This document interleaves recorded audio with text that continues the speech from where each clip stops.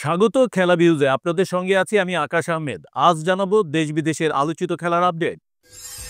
PSL এ রিশাদের record, Shakib মাহমুদুল্লাহকে পেছনে ফেললেন এই স্পিনার। ওয়ানডে র্যাঙ্কিংয়ে বাংলাদেশের অবনতি। আইসিসির মাসসেরা তালিকায় মিরাজ, জিম্বাবুয়ে সিরিজে অসামান্য অবদান। জুনে শ্রীলঙ্কা সফরে বাংলাদেশের ব্যস্ততম ক্রিকেট সূচি, 2টি টেস্ট, 3টি ওয়ানডে ও 3টি টি-20। বিপিএল, বিসিবির দুর্নীতি ছায়া, সাবেক সদস্য সচিব মল্লিকের বিরুদ্ধে দুদকের মামলা, 3.5 কোটি টাকার অবৈধ সম্পদের অভিযোগ। বাংলাদেশ এ দলের জয়ে সিরিজে এগিয়ে, নিউজিল্যান্ডকে 7 উইকেটে হারালো সোয়ান অঙ্কনের দল। রঞ্জিতে ইতিহাস গড়া স্পিনার হার্স দুবের আইপিএলে ডাক, হায়দ্রাবাদের শেষ আশা। এবং শৈশবের ক্লাব ছাড়া সবচেয়ে কঠিন সিদ্ধান্ত নিলেন ট্রেন্ট, লিভারপুল থেকে বিদায়ের ঘোষণা। এসব আপডেটের বিস্তারিত জানতে খেলা ভিউজের সঙ্গেই থাকুন। বাংলাদেশের উদীয়মান তারকা রিশাদ হোসেনের দুর্দান্ত এক অর্জন। পাকিস্তান সুপার লিগ পিএসএল এ তিনি ভেঙেছেন সাকিব আল হাসান এবং মাহমুদুল্লাহ রিয়াদের রেকর্ড। লাহোর কালান্দার্সের হয়ে পিএসএল এ খেলা রিশাদ হোসেন বেঞ্চে টানা 3 ম্যাচ কাটানোর পর একাদশে ফিরেই নজর কেড়েছেন। যদিও তার দলকে হার থেকে রক্ষা করতে পারেননি, তবুও তিনি একটি উল্লেখযোগ্য রেকর্ড গড়েছেন। পিএসএল এ বাংলাদেশি বোলারদের মধ্যে সর্বোচ্চ উইকেট শিকারীর রেকর্ড এখন রিশাদের দখলে। এর আগে এই লিগে সাকিব আল হাসান এবং মাহমুদুল্লাহ রিয়াদ প্রত্যেকে 8টি করে উইকেট নিয়েছিলেন। সাকিব খেলেছেন পেশোয়ার জালমি এবং করাচি কিংসের হয়ে, আর মাহমুদুল্লাহ রিয়াদ খেলেছেন কোয়েটা গ্ল্যাডিয়ার্সের হয়ে। তাদের ইকোনমি রেট ছিল যথাক্রমে 7.66 এবং 7.90, কিন্তু রিশাদ এখন 5 ম্যাচে 9 উইকেট নিয়ে এই দুই তারকাকে ছাড়িয়ে গেছেন। তার ইকোনমি রেট 8.70। ম্যাচে রিশাদ ব্যাট হাতে মাত্র 1টি বল খেলে কোনো রান করতে পারেননি, তবে বোলিংয়ে 3 ওভারে 28 রান দিয়ে গুরুত্বপূর্ণ একটি উইকেট তুলে নেন। তিনি করাচি কিংসের টপ অর্ডার ব্যাটার জেমস ভিন্সকে ফিরিয়েছেন। তার প্রথম ওভারে হয়েছে খরচ 7 রান, দ্বিতীয় ওভারে 13 রান এবং শেষ ওভারে 8 রান। দলের মধ্যে তিনিই ছিলেন দ্বিতীয় বোলার যিনি ওভার প্রতি 10 রানের নিচে 9.33 রান দিয়েছেন। এই একটি উইকেটই তাকে সাকিব ও মাহমুদুল্লাহর রেকর্ড ভাঙতে সাহায্য করেছে। তবে লাহোর কালান্দার্সের জন্য ম্যাচটি ছিল হতাশাজনক। 160 রানের লক্ষ্য তাড়া করতে গিয়ে তারা হেরে যায়। বোলারদের ব্যর্থতায় দল এখন শেষ 4-এ ওঠার শঙ্কায় রয়েছে। 9 ম্যাচে লাহোরের পয়েন্ট 9। অন্যদিকে পেশোয়ার জালমি যদি তাদের বাকি 3 ম্যাচ জিতে নেয়, তাহলে শাহিন শাহ আফ্রিদির দলের জন্য প্লে অফের পথ কঠিন হয়ে যাবে। রিশাদের পিএসএল যাত্রা শুরু হয়েছিল দুর্দান্তভাবে। তার লেগ স্পিনে প্রতিপক্ষ ব্যাটাররা ছিলেন অসহায়। এক পর্যায়ে তিনি ছিলেন টুর্নামেন্টের শীর্ষ উইকেট শিকারী। বর্তমানে তিনি 11 নম্বরে থাকলেও তার এই অর্জন বাংলাদেশ ক্রিকেটের জন্য একটি বড় সম্ভাবনার ইঙ্গিত। রিশাদ হোসেনের এই অর্জন নিঃসন্দেহে বাংলাদেশের ক্রিকেটের জন্য গর্বের। আমরা তার কাছ থেকে আরও দুর্দান্ত পারফরম্যান্স আশা করছি। বাংলাদেশ ক্রিকেট দলের ওয়ানডে র্যাঙ্কিংয়ে উদ্বেগজনক পতন।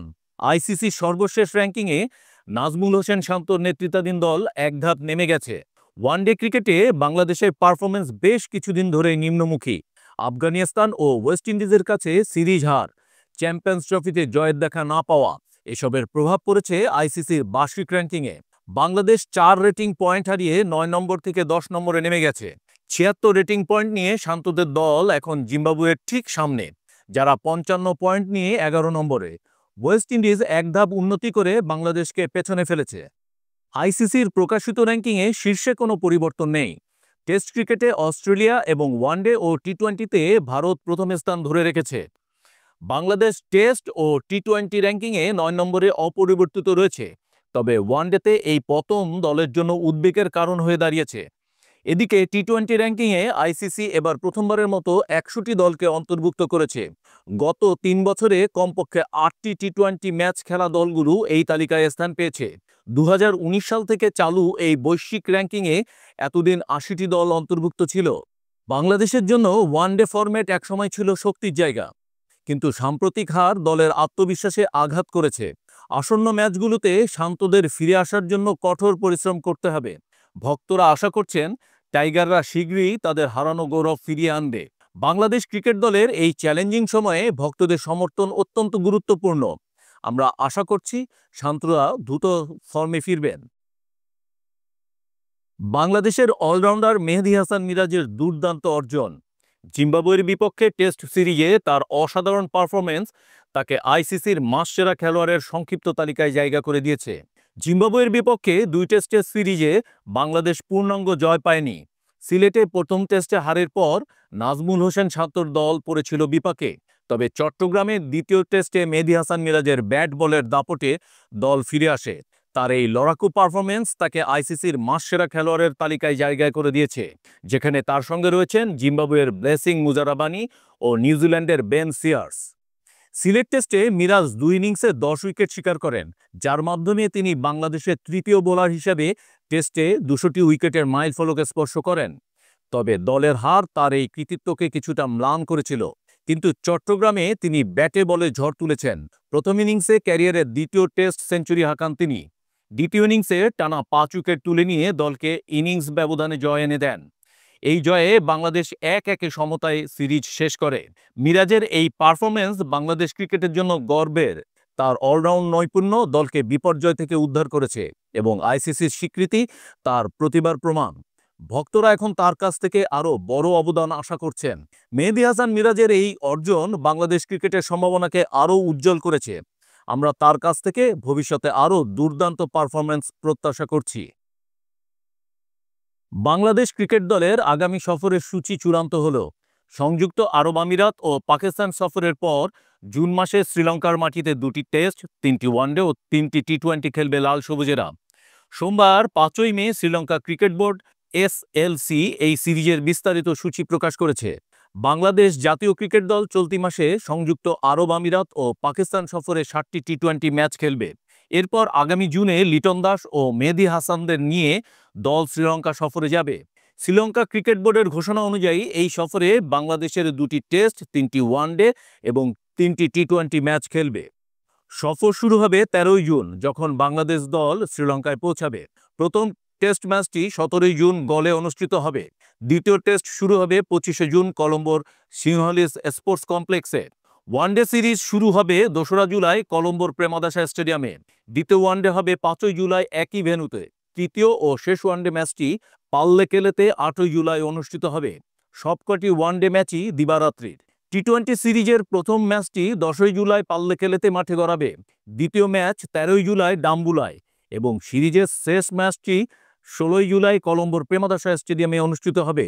এই পূর্ণাঙ্গ সিরিজ বাংলাদেশের জন্য একটি বড় চ্যালেঞ্জ। শ্রীলঙ্কার ঘরের মাঠে তাদের শক্তিশালী দলের বিপক্ষে ভালো পারফরমেন্স করা টাইগারদের জন্য একটি গুরুত্বপূর্ণ হবে। ভক্তরা আশা করছেন দল এই সিরিজের তাদের সেরাটা দিয়ে সাফল্য অর্জন করবে।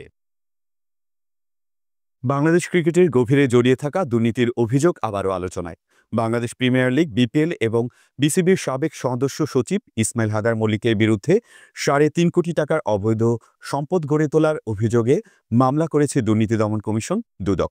দুদক বাংলাদেশ ক্রিকেট বোর্ড, বিসিবির সাবেক পরিচালক ইসমাইল হায়দার মল্লিকের বিরুদ্ধে 3,70,00,000 টাকার অবৈধ সম্পদ অর্জনের অভিযোগে মামলা দায়ের করেছে। দুদকের অভিযোগ, মল্লিক বিসিবির সাবেক সভাপতি নাজমুল হাসান পাপনের সমর্থনে ক্লাব ক্রিকেটে দুর্নীতি ও ক্ষমতার অপব্যবহার করেছেন। তিনি ঢাকা লিগের 4টি বিভাগে ভোট বাণিজ্য ও ক্লাব বাণিজ্যের মাধ্যমে প্রভাব বিস্তার করেন। এছাড়া বিপিএলেও তার যথেষ্ট প্রভাব ছিল। দুদকের অনুসন্ধানে মল্লিকের অবৈধ সম্পদের তথ্য উঠে আসে। এছাড়া পাপনের নেতৃত্বাধীন বিসিবি বোর্ডের বিভিন্ন দুর্নীতির তথ্য প্রকাশ পেয়েছে। দুদক ইতিমধ্যে অভিযুক্তদের বিরুদ্ধে ব্যবস্থা নেওয়ার সুপারিশ করেছে। উল্লেখ্য, পাপন ও তার স্ত্রীর বিরুদ্ধে প্রায় 800 কোটি টাকার সন্দেহজনক লেনদেন এবং 32 কোটি টাকার জ্ঞাত আয় বহির্ভূত সম্পদের প্রমাণ পেয়েছে দুদক। তাদের বিরুদ্ধে 2টি মামলা দায়ের করা হয়েছে। এই ঘটনা বাংলাদেশের ক্রিকেট প্রশাসনে স্বচ্ছতা ও জবাবদিহিতার প্রশ্ন তুলেছে। বিপিএল ও ঢাকা লিগের মতো গুরুত্বপূর্ণ প্রতিযোগিতায় দুর্নীতির অভিযোগ ক্রিকেটের ভাবমূর্তি ক্ষুণ্ণ করছে। দুদকের এই পদক্ষেপ ক্রিকেট প্রশাসনকে শুদ্ধ করার একটি গুরুত্বপূর্ণ পদক্ষেপ হিসেবে বিবেচিত হচ্ছে। ভক্তরা আশা করছেন এর ফলে ক্রিকেটে সুশাসন ফিরে আসবে। বাংলাদেশের ক্রিকেটে দুর্নীতির বিরুদ্ধে দুদকের এই পদক্ষেপ অত্যন্ত তাৎপর্যপূর্ণ। আমরা আশা করছি এর মাধ্যমে ক্রিকেট প্রশাসনে স্বচ্ছতা ফিরবে।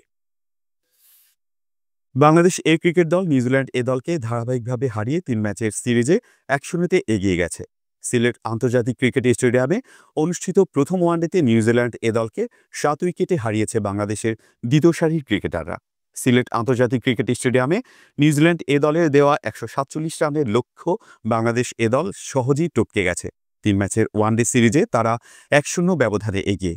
খালেদ আহমেদ ও শরীফুল ইসলামের বোলিংয়ে কিউইরা প্রথমে বিপর্যয়ে পড়ে। দলীয় ৬২ রানে ৭ উইকেট হারায় তারা। ওপেনার মারিউ ও ডিনের প্রতিরোধে শেষ পর্যন্ত ১৪৭ রানে অল আউট হয় কিউইরা। ডিন ৭২ রানের ইনিংসে ৬-৪ ও ৪ ছক্কা হাঁকান। বাংলাদেশের হয়ে খালেদ আহমেদ ও স্পিনার তানভীর ৩টি করে উইকেট নেন। শরীফুল ও ইবাদত ২টি করে উইকেট শিকার করেন।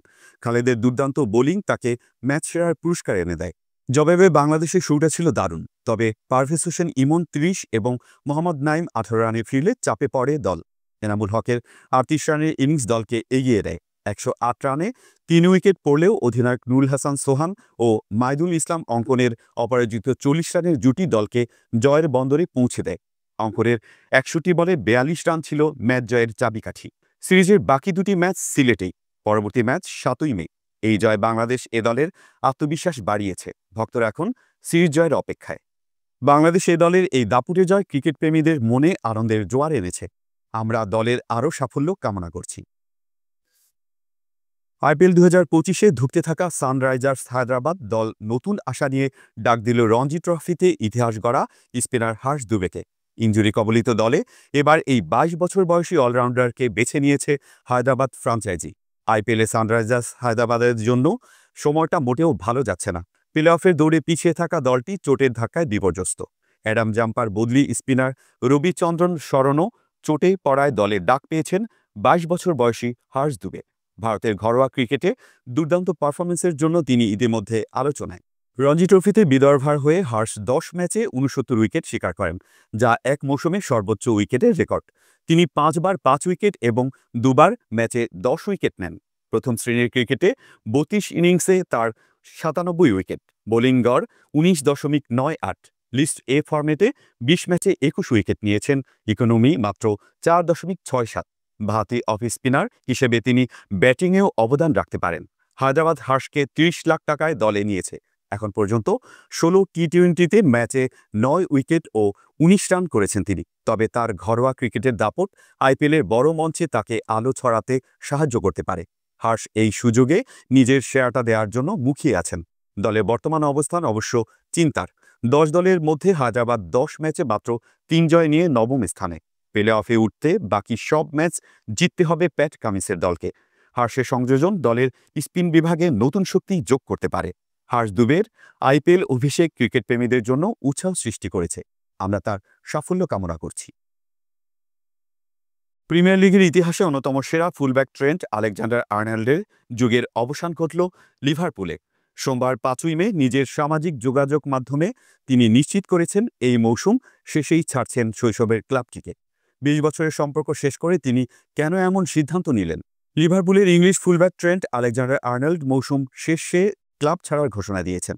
সোমবার সামাজিক মাধ্যমে তিনি লেখেন, ২০ বছর লিভারপুলে থাকার পর এই কঠিন সিদ্ধান্ত নিয়েছেন।